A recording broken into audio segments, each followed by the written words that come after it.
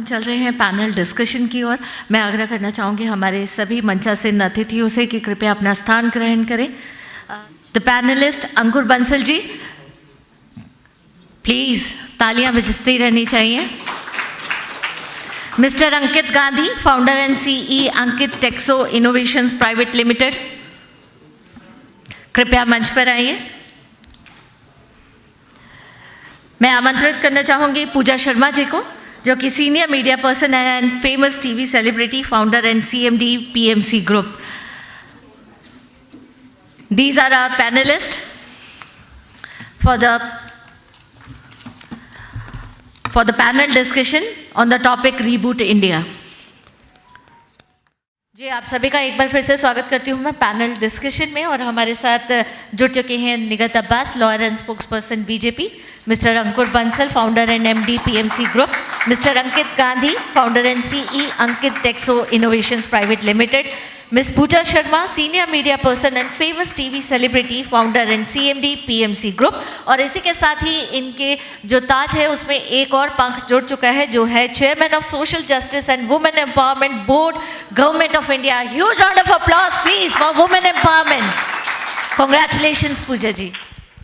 हमारा जो टॉपिक है दोस्तों वो है रीबूट इंडिया। रीबूट इंडिया से अगर हम समझे तो क्या समझ में आता है कि रीस्टार्ट इंडिया, एक कहा जाए तो एक दूसरा टर्म है रीस्टार्ट इंडिया के लिए। रीस्टार्ट करने की बात जब आती है तो कहते हैं कि जब बच्चा छोटा होता है तो वो जब पैदा होता है तो वो सबसे पहले आंखें खोलता है और फिर उसके बाद वो बोलना सीखता है, चलना सीखता है। तो इसमें बहुत सारे लोगों का कंट्रीब्यूशन एक परिवार के नाते ये रहता ही है। लेकिन जब हम देश की बात करते हैं तो उसमें हर सरकार हमारे लिए इम्पॉर्टेंट होती है। जो भी आई है उसने देश की तरक्की में कहीं ना कहीं अपना योगदान दिया है और इस चीज़ को साबित किया है कि देश को आगे बढ़ाने में कई तरह के रिफॉर्म्स जो वो लेकर आए हैं। लेकिन वही होता है, वक्त बदलता है, सरकारें बदलती हैं और जो काम पहले छूट जाता है वो आगे की सरकार जो रहती है प्रेजेंट में वो उसको आगे लेकर जाती है। हम इसीलिए हम कह सकते हैं कि आज जो भारत देश है वो दौड़ना सीख रहा है।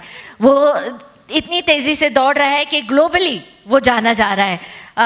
अंकुर बंसल जी, मेरा सबसे पहला सवाल आप ही से रहेगा। Founder and MD PMC group, 12 साल का आपका सफ़र, 12 कंपनियाँ, fastest growing company of India. Huge round of applause please. तालियां बनती है। 12 साल 12 कंपनियां, यानी हर साल एक कंपनी। ये गुरु मंत्र हमें जरूर दे के जाइएगा। जी, तो मेरा सवाल आपसे ये रहेगा कि being a businessman, owner and a business consultant, what you think, what steps should be taken for the growth of youth employment and their development? सबसे पहले तो मैं इस खूबसूरत प्रोग्राम के लिए जूही जी और हिमांशु जी का बहुत बहुत धन्यवाद करना चाहूँगा कि उन्होंने इस प्रोग्राम का शुभारंभ किया और यहाँ पर इस मंच पर उन लोगों को सम्मानित करने के लिए बुलाया कि जिन्होंने समाज के लिए कुछ अच्छा कार्य किया है एंड अपना कंट्रीब्यूशन दिया है। एंड अब जैसे मुझसे अभी आपने क्वेश्चन किया कि मैं यूथ के लिए क्या कहना चाहूँगा, तो मैं यही कहना चाहूँगा कि देखिए यूथ के लिए काफ़ी सारी अपॉर्चुनिटीज़ हैं अभी।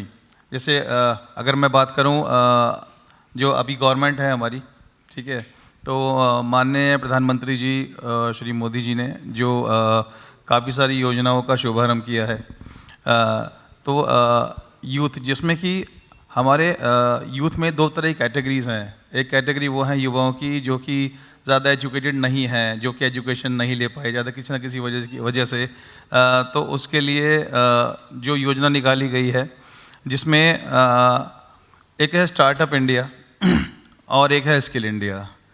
स्किल इंडिया में जिन जो युवा ज़्यादा एजुकेटेड नहीं है वो स्किल इंडिया में पार्टिसिपेट करके कई तरह के स्किल्स सीख सकते हैं। क्योंकि मेरा मानना यह है कि आपके पास एजुकेशन कितनी है वो मैटर नहीं करती, आपके पास स्किल कितना है वो मैटर करता है। क्योंकि अगर आप स्किलफुल हैं, अगर आपके मल्टीपल स्किल्स हैं, तो आपको किसी के भी आगे हाथ फैलाने की ज़रूरत नहीं है। आप अपना खुद का बिजनेस कर सकते हैं, नहीं तो अच्छी जॉब कर सकते हैं। क्योंकि आज इंडिया मार्केट में स्किल्स की डिमांड है।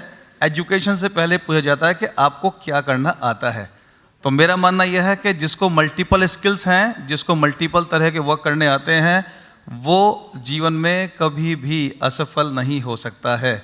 और दूसरी बात यह है कि अगर आप असफल होते भी हैं, मैं भी मुझे इंडस्ट्री में करीब 22 ईयर्स हो चुके हैं। एंड अगर मैं अपनी जर्नी बताऊं तो जब मैं 9 साल का था तो जब से मैं बिजनेस कर रहा हूं एक्चुअली में। ये बात बहुत कम लोगों को पता है, क्योंकि मेरे सामने भी बहुत यहाँ सारे मैं रोकना चाहूंगी, वो 9 साल में जब पहला बिजनेस स्टार्ट किया था वो जरूर बताइए, क्योंकि हम भी ये जानना चाहेंगे। एक्चुअली क्या होता है, देखिए हर आम इंसान की ज़िंदगी में बहुत सारे सपने होते हैं। एंड वो जो सपने देखने का एक कारवा होता है ना, कि कुछ लोग उस सपनों को जल्दी देख लेते हैं बचपन में, कुछ लोग सपनों को देखते हैं बहुत समय बाद जब उनकी आधी उम्र निकल जाती है। तो मेरा मानना यह है कि सपने देखने शुरू कर देने चाहिए बचपन से ही, क्योंकि बचपन से अगर आप सपने देखेंगे तो लाइफ में कुछ ना कुछ कर जाएंगे। क्योंकि मेरा मानना यह है कि अगर कुछ बड़ा करना है तो यंग एज में कर लीजिए, क्योंकि बुढ़ापे तक करते करते तो आपकी मैक्सिमम उम्र निकल जाएगी। तो मेरे जो सपने थे वो काफ़ी बड़े थे। एंड मैंने बचपन से कुछ ऐसे सपने देखने शुरू किए कि मुझे बस ये अचीवमेंट करना है, और अचीवमेंट मुझे उस उम्र तक कर लेना है कि जिस उम्र में मुझे लगे कि हाँ एक स्टेज पर मैं आ चुका हूँ। तो अब जैसे आपने पूछा मुझसे कि 9 साल की उम्र में मैंने कौन सा बिजनेस स्टार्ट किया, तो बेसिकली मैंने बहुत मल्टीपल बिजनेस किए 9 साल की उम्र में। देखिए मैंने इस बात को अभी मेरा शो आने वाला टीवी पे दिसंबर में, तो मैं उस शो में बताना चाहूँगा, क्योंकि यहाँ थोड़ा सा ऑड लग सकता है, क्योंकि बेसिकली आपको पता होगा कि एक ज़माने में लॉटरियों का ज़माना था, जिस समय लॉटरी के टिकट आते थे 2 रुपये, 5 रुपये, 10 रुपये समथिंग, ठीक है। तो मैं मैथमेटिक्स में बहुत स्ट्रांग था बचपन से ही। तो उस वक्त कुछ ज़रूरतें ऐसी थी बचपन में कि जो पूरी नहीं हो पा रही थी। तो दिमाग तो खुराफाती होता ही है, और मेरा मानना है दिमाग में खुराफातें होनी चाहिए, है ना। अपनी इच्छाएं अगर आप अपने पेरेंट्स से पूरी ना करा सको तो आपके अंदर इतनी इच्छा शक्ति होनी चाहिए जो अपनी इच्छाओं का बचपन में ही पूरा कर सको। और मेरे मन में भी कुछ इच्छा थी, तो मैंने वो इच्छा बचपन में ही पूरा करने के लिए सबसे पहले लॉटरी के काम से स्टार्ट किया, क्योंकि मैथमेटिक्स में स्ट्रांग था। अब इसमें जो मैं अगर डीपली बताऊंगा तो आप सब बोर हो जाओगे, तो मैंने स्टार्टिंग लॉटरी के काम से की। एंड उसमें मैंने एटलीस्ट अपनी जो इनिशियल जो इच्छाएं थी, जैसे होती हैं बचपन में, अपने पास साइकिल होनी चाहिए तो वो ली, स्कूटी होनी चाहिए वो ली, देन उसका बिजनेस हम चेंज करते चले गए। तो बचपन से लेकर अभी तक बहुत सारे मैंने बिजनेस किए हैं, बहुत सारे बिजनेस में मुझे फेलियर्स भी मिली है, मैक्सिमम फेलियर्स मिली है, लेकिन हर फेलियर से मैं कुछ ना कुछ सीखता गया। क्योंकि मेरा मानना यह है कि जो हमारे देश का यूथ है वो हमारे जो देश का, उनको अपनी असफलताओं से सीखना चाहिए कि आखिर हम असफल क्यों हुए हैं, और उन असफलताओं से सीखने के बाद आगे सफलता की कुंजी अपना मिलती चली जाती है। तो जो हमारे देश का युवा है उसके लिए काफ़ी सारे रास्ते हैं, और आजकल तो अगर हम बात करें अपॉर्चुनिटीज़ की, तो इंडिया अपॉर्चुनिटीज़ का देश है।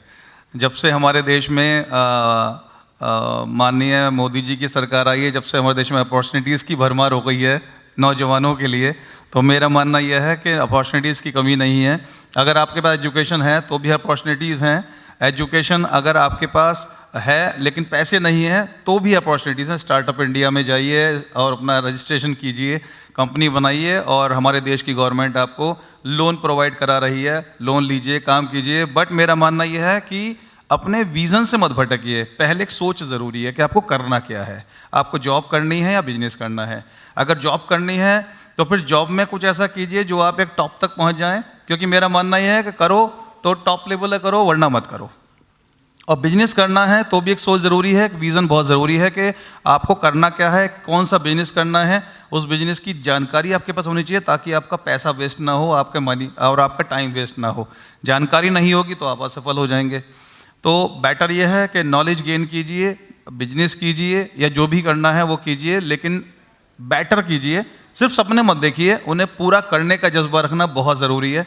तो मेरा मानना यह, सपने बड़े से बड़ा देखो, बड़े से बड़ा सपना देखो। अगर मैं अडानी की बात करूं या बहुत बड़े बड़े बिजनेसमैन हैं उनकी बात करूं, तो बहुत ग्राउंड लेवल से स्टार्ट किया उन लोगों ने। हमारे सामने एक प्रत्यक्ष उदाहरण है गौतम अडानी जी का, जिनको बचपन में बहुत सारी परेशानियों का सामना करना पड़ा। उनके पास पढ़ाई तक करने के पैसे नहीं थे, उन्होंने बीच में ही अपने एजुकेशन को छोड़ना पड़ा था।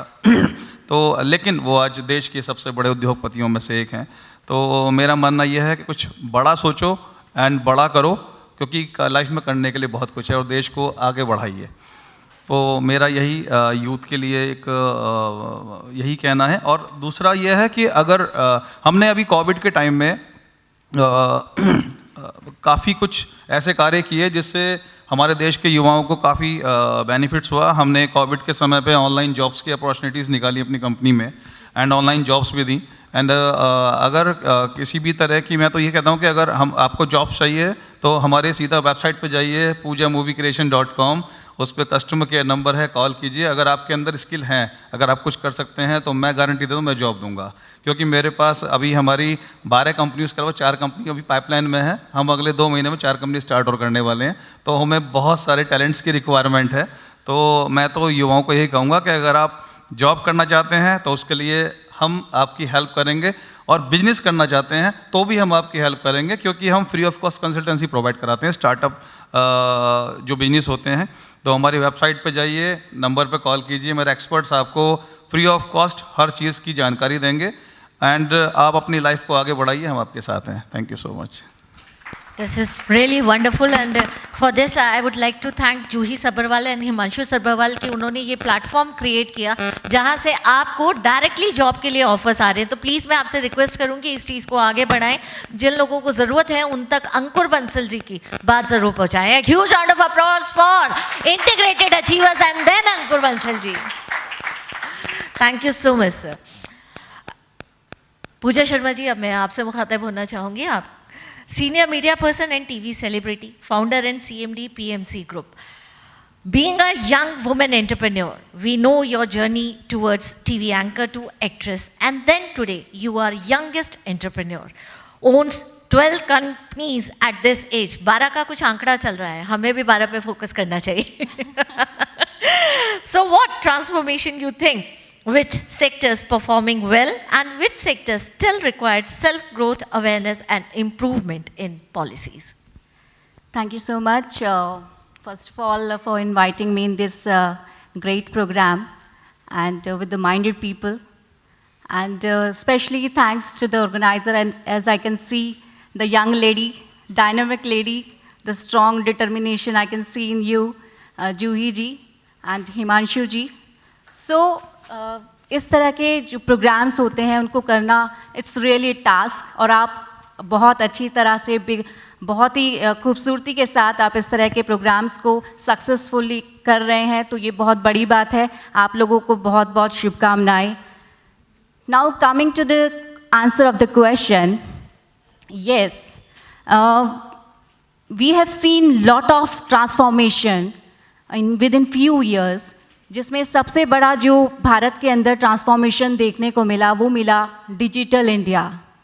इन 2015 डिजिटल इंडिया वाज लॉन्च्ड, और आज हम एडिक्टेड हो चुके हैं, इस चीज़ के आदी हो चुके हैं। डिजिटल इंडिया को हमने प्रोत्साहन किया, देश आज इतना आगे बढ़ चुका है और सारी चीज़ें, हमारी लाइफ इजी हो चुकी है। डिजिटलाइजेशन के चलते हमारी जो लाइफ है वो इतनी इजी हो चुकी है कि हम अपने बच्चों को इंटरनेट के माध्यम से, एप्लीकेशन के माध्यम से उनको पढ़ाई कर पा रहे हैं, हम कम्युनिकेट कर पा रहे हैं इंटरनेट के माध्यम से। So this is something a miracle, और हमारे PM prime minister Narendra Modi ji के एफर्ट्स के बाद आज हमारा देश बहुत ही आगे बढ़ गया है और विकास हमारे देश का हुआ है। ये अपने आप में बहुत बड़ी बात है।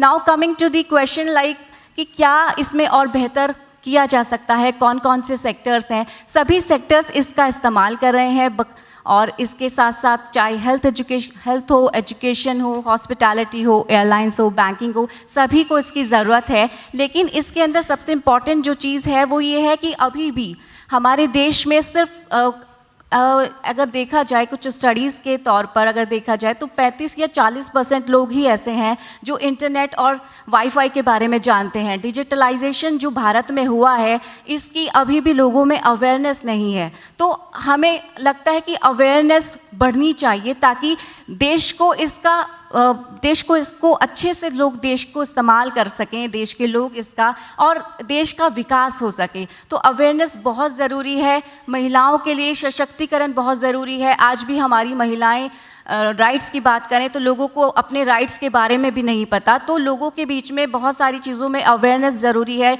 यंगस्टर्स को आज ये नहीं पता कि उनको क्या करना चाहिए, कैसे उनको एम्प्लॉयमेंट मिलेगा, कैसे वो आगे बढ़ें अपने जीवन में, उनको अपने अधिकार नहीं पता है। तो इस तरह की जो चीज़ें हैं वो अगर हमें पॉलिसीज़ कुछ बनाई जाएँ, कुछ इस तरह के प्लेटफॉर्म्स दिए जाने चाहिए। हमारे देश के पीएम बहुत कुछ कर रहे हैं देश के लिए, लेकिन हमारा भी कर्तव्य बनता है, प्राइवेट सेक्टर्स का भी कर्तव्य बनता है कि वो आगे आएँ, देश के विकास में आगे बढ़ें और कुछ ऐसा करें ताकि कुछ ऐसे प्रोग्राम्स के माध्यम से उन वर्ग के लोगों को भी हम लोग ला सकें जिन लोगों के बीच में ये अवेयरनेस नहीं है, जहाँ पर इन सब चीज़ों के बारे में जानकारी नहीं है। Thank you. That's so wonderful, thank you so much. बिल्कुल ठीक कहा आपने, अपनी राइट्स एंड ड्यूटीज़, हमें ड्यूटीज़ पता है तो हमें हमारे राइट्स भी पता होने चाहिए, और बिल्कुल आपको देखकर लगता है। और जैसे कि आपने कहा था कि सपने ज़रूर देखने चाहिए, तो ये शायद ये सपनों के ही माध्यम से ये जो राइट्स एंड ड्यूटीज़ के जो फॉर्मूलाज है वो निकल कर आते हैं। When you start believing you start achieving.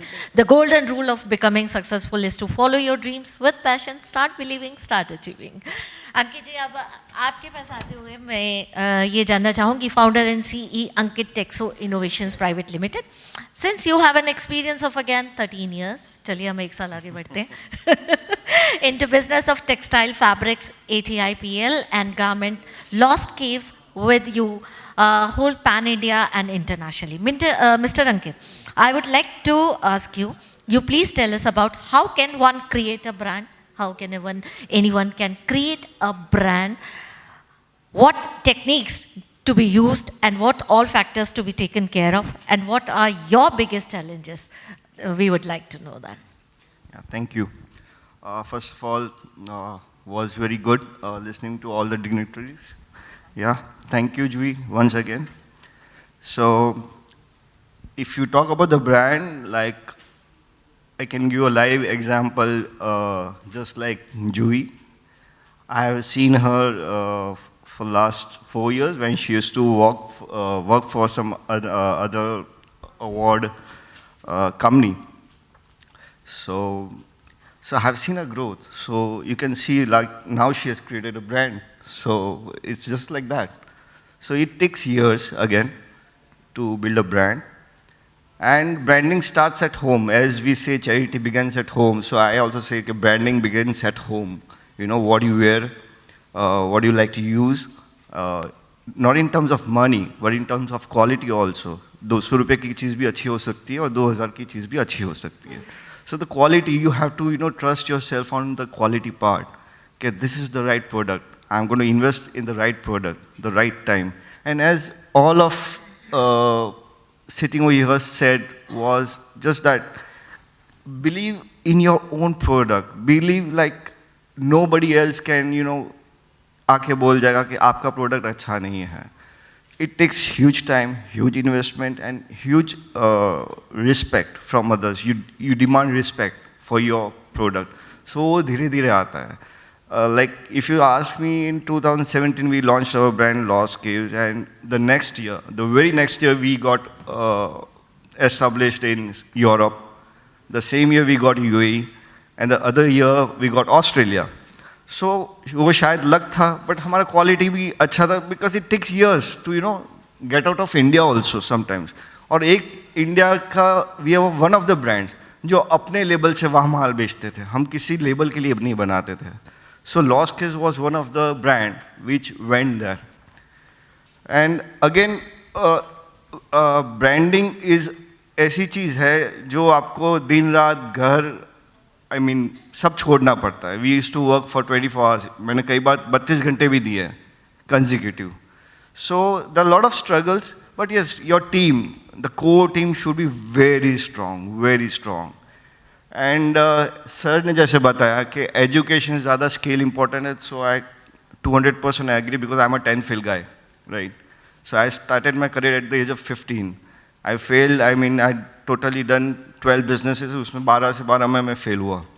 So again, वो अपने time पे हर चीज़ होती है, धीरे धीरे you have to start at something, and definitely there is no to taking any of risk. You should take risk. मैंने अभी 4 दिन पहले एक नया ब्रांड लॉन्च किया, that is into men's makeup. It is the most challenging thing, कि हमको men को भी ब्यूटीफुल बनाना है. So we have started with foundation, concealers, primers for men. That's a tough job. Yeah, that's a tough job. But it's a challenge. आज कुछ कोई और नहीं कर रहा है और तुम कर रहे हो. Maybe I'll fail. Maximum what? I'll fail. That's all. But yeah, that's how you grow. So branding is that. ये आप जैसे ब्रांड की बात करें तो हमने ये 6 महीने पहले ये प्रोजेक्ट हमने शुरू किया था. तो 6 महीने में बहुत स्ट्रगल्स आए. हमारे प्रोडक्शन वाले ने कोई नॉलेज ही नहीं क्या, और मुझे भी पहले वो पता चला प्राइमर क्या होता है मेंस में. जब वो प्रोडक्ट मैंने बनाया उसके बाद मुझे पता चला क्या लगाते हैं, कैसे लगाते हैं. So once 2 of my friends came up and they discussed क्या अंकित यार ऐसा कुछ है या तू इतना सब करता है. मैंने चलो करते हैं. They just come up for advice. मैंने बोला I am also on board. अपने इक्वली स्टेक लेंगे and fine. So that's how it started. So 6 महीने में ब्रांड, अभी तो ब्रांड बना भी नहीं है बट काफ़ी प्रॉब्लम्स है. प्रोडक्शन 2 महीना लेट हो गया. आज शायद हम जून में स्टार्ट करने वाले थे. सो या थिंग्स है. And now we are online. हम अमेजोन काफ़ी ई कॉमर्स प्लेटफॉर्म्स पे आ गए. ऑफलाइन थोड़े ऑर्डर्स चालू कर दिए हैं. सो या ये है, बहुत लिखा पढ़ी में मत जाओ. वो चार्ट्स बनाओ, बोर्ड पे लिखो, ये सब नहीं होता. कर लो, अपने आप हो जाएगा. बट यस, पैशन होना चाहिए. मुझे कुछ बनाना है, साला मैं फोड़ दूंगा मार्केट को. So that's the thing. Thank you. इस पे मैं एक चीज़ और ऐड ऑन करना चाहूँगी. Mens are so sweet, so innocent. आप कभी, अगर मैं अपने एक फ्रेंड की बात बताना चाहूँगी. हम लोग को कहीं पार्टी में जाना था तो आई सेड कि मैंने तो साड़ी ले लिया है, तुम क्या पहनने वाले हो. ही सेड कि वो लास्ट टाइम मेरे पास बास्केट था ना, वो 2 साइडेड है, उसको उल्टा करके पहन लूँगा. तो seriously we need people like you Ankit ji, कि जो इनको बता सके they have the fashion sense, they can get the grooming also. But you people are really wonderful. We really as a female we sometimes we envy कि इनको तो 2 minute लगता है, हमें 2 घंटा लग जाता है, फिर भी ये अच्छे लगते हैं. A huge round of applause for all the wonderful, handsome, smart men present in this premises. Now, निगत Abbas जी, आपको तो बोलने की ज़रूरत ही नहीं. और आपके लिए मेरे पास बहुत सारे सवाल थे, लेकिन जब आपकी स्पीच सुनी तो आपने ऑलमोस्ट सभी सवालों का जवाब दिया. अब आप कंक्लूजन हमें बताइए कि रीबूट इंडिया की जब हम बात कर रहे हैं तो समृद्ध भारत का जो सपना है, जो हमारे प्रेजेंट सरकार का जो सपना है, और जिस तरह से हम अग्रसर आगे बढ़ रहे हैं, तो किस तरह से हम एज अ सिटीजन उसके अंदर अपना कंट्रीब्यूशन दे सकते हैं और कैसे अवेल कर सकते हैं. Thank you so much for having me on this panel, and thank you to the organizers. Like I said, for allowing us to be able to discuss the opportunities of the Modi government. That's an amazing question. I was waiting for that, Aarti ji. So basically, I'll just give you an example, and like you said, you want to conclude, so I'll conclude it on a very happy and a very understandable note. We are in our mother's womb for 9 months. Then we are born. We're children. Post that, we go to school. When we're like 4-5 years old, we go to school. We invest 12 years in schooling, in school education. In those 12 years, n number of times we think about what we have to become. Sometimes maybe as like 4-5-year-old child, maybe sometimes as a teenager. Or we keep changing plans, what we want to become, like I did a lot of times, certainly. I wanted to change plans. Sometimes I wanted to be a doctor. At once I wanted to be an air hostess. And today I'm a lawyer and a spokesperson for BJP sitting in front of you. So we keep changing plans. Post our school education, we go to graduation or some diploma and then master graduation. So basically what I'm trying to say here is that we invest about 15 to 20 years to reach at that starting point of what we want to achieve. It's just a vision right now. In those 15-20 years, it's just a vision what we want to achieve, and then we are reaching a starting point after 15 to 20 years. So we've had patience, we have invested that kind of time of our life, very precious time to be precise. We have studied, acquired knowledge, and then we kind of start. And then we don't know how much time would it take for us to reach at that success, to be able to reach at that vision what we've envisaged since our childhood. So now, I am here talking about patience. Why? Like you said, Aarti ji, कि क्या करना चाहिए हमें और कैसे हम awareness फैलाएंगे और कैसे हम गवर्नमेंट के साथ ये करेंगे. Patience is the key. Government, in less than a decade, Modi government has been able to, like I said, produce, able to give about more than 11 crore jobs to the youth, given a lot of loans, increased the budget of MSMEs to 6,000 crores and more, talking about agriculture, manufacturing, trade, dealing with a population of 150 crore, my friend, it's not easy. We are a largest population, like one of the largest population in the world. The way we have dealt with the pandemic COVID in 2020 and 21 under the Modi-led government, it's commendable. That was the way. Of course, it goes hand in hand. The people have helped us. The government has helped us. Sometimes also the opposition has helped us. So that is the kind of patience we need. When I'm talking about MSMEs here and business opportunities, it's happening. Which is why I said, just Google. Do not believe what I'm talking right now. You must be thinking I'm biased towards my government. Of course, I can be at a point.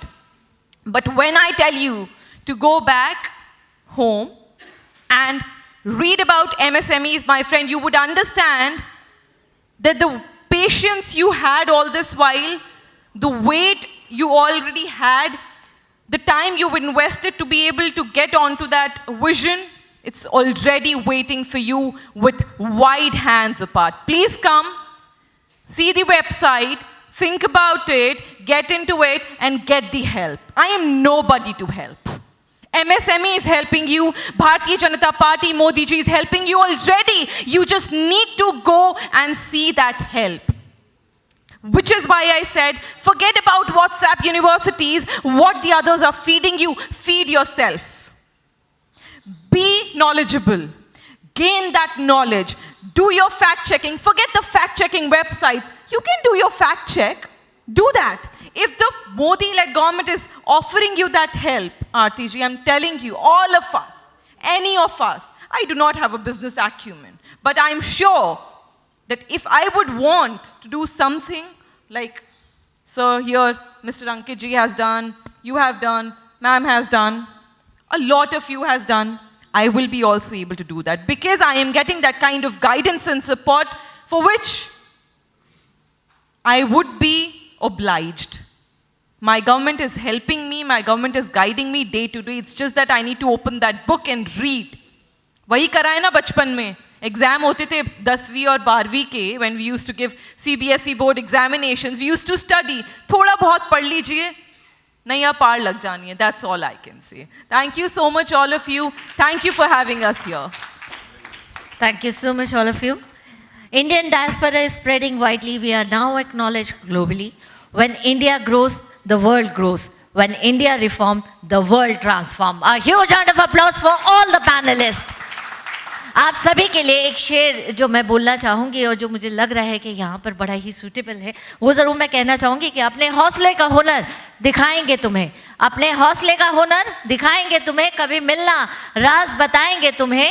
और जो ये नन्ही तितलियों को लेकर घुमा करते हो, जो ये नन्ही तितलियों को पकड़कर घुमा करते हो, अजी चांद मुट्ठी में पकड़ना सिखाएंगे तुम्हें. ये है हमारा हिंदुस्तान और चांद को मुट्ठी में पकड़कर आपके आंगन तक लेकर आएंगे. Thank you so much. This is reboot India. This is restart India. Thank you so much. Thank you all of you. Ankit ji, Nigat ji, Ankur ji and Pooja ji. Thank you, thank you, thank you so much.